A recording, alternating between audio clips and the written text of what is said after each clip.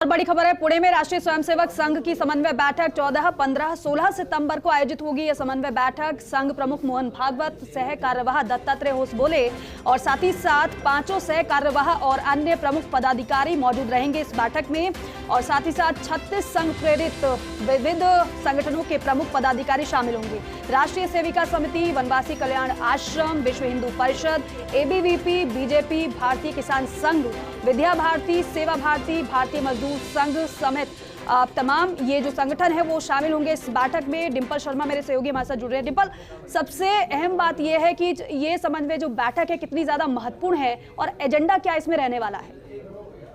देखिए, बिल्कुल दीपिका, क्योंकि राष्ट्रीय स्वयंसेवक संघ की जो प्रतिवर्ष आयोजित होने वाली समन्वय बैठक है, साल की 3 बड़ी बैठकें होती है संघ की। पहली प्रतिनिधि सभा की बैठक, उसके बाद प्रांत प्रचारक की बैठक और तीसरी समन्वय बैठक। और ये कह सकते हैं इस साल की आखिरी बैठक है जो संघ की आयोजित हो रही है। हर साल 3 बैठकें आयोजित होती है और समन्वय बैठक में यही है कि संघ से प्रेरित जितने भी संगठन हो, चाहे राष्ट्रीय सेविका समिति हो, अखिल भारतीय विद्यार्थी परिषद हो, विश्व हिंदू परिषद हो, भारतीय जनता पार्टी हो, सभी संगठनों में एक जो समन्वय है वो स्थापित करने की बात यहाँ पर कही जाती है। और साथ ही साथ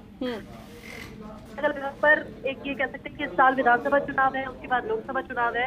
तो विधानसभा चुनाव क्योंकि पिछले कुछ समय में राजस्थान में जो हुई थी बैठक, राजस्थान में एक के बाद एक दौरे हुए थे मोहन भागवत के भी, और उसके बाद बैठक आयोजित हुई थी। और अब महाराष्ट्र के पूरे बैठक आयोजित हो रही है। और ये कह सकते हैं एक समन्वय स्थापित करने के लिए, क्योंकि हमेशा से संघ है जो कोरोना काल में भी कई तरह के कार्य करता रहा। हर संगठन के कोई ना कोई कार्य हो, चाहे वो सेवा के हो, समर्पण के हो, या फिर देश हित के हो, हर तरीके से जो काम है उनके समन्वय क्या होंगे, कैसे संगठन का और बेहतर काम हो सकता है, उसी के समन्वय के लिए ये जो बैठक है वो आयोजित होती है। और संघ प्रेरित 36 विविध संगठन है, उसके पदाधिकारी इसमें शामिल होंगे, सह कार्यवाह, सर कार्यवाह, और ये कह सकते हैं कुछ प्रमुख मोहन भागवत इस बैठक में नेतृत्व करेंगे और सभी उनके संबोधन को भी सुनेंगे। और जितने भी सामाजिक समरसता के कार्य हो, पर्यावरण को लेकर हो, कुटुंब प्रबोधन को लेकर हो, सेवा कार्य हो, सामाजिक, आर्थिक और जितने भी हर दृष्टि से जो संघ का कार्य हमेशा रहता है जमीनी स्तर पर लोगों से जुड़ने का, अपनी शाखाओं विस्तार को लेकर सभी कार्य संघ करेगा भी।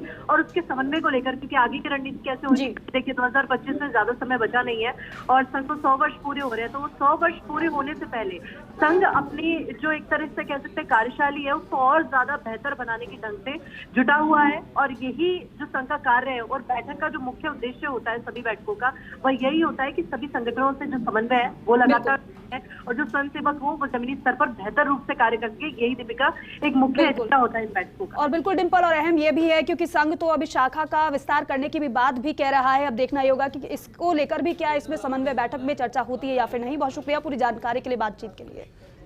हर खबर सबसे पहले पहुंचेगी आप तक, चाहे ब्रेकिंग न्यूज हो या हर वो खबर जो रखती है आपसे राबता। अपने मोबाइल पर डाउनलोड करिए फर्स्ट इंडिया ऐप। आप हमसे सोशल मीडिया प्लेटफॉर्म पर भी जुड़ सकते हैं। ट्विटर और फेसबुक पर कीजिए हमें फॉलो। यूट्यूब पर भी अपने पसंदीदा कार्यक्रमों का मजा। हमारी वेबसाइट पर करिए विजिट और जानिए वो तमाम खबरें जो आपको रखती है सबसे पहले, सबसे आगे। First India news digital platform पर भी फर्स्ट।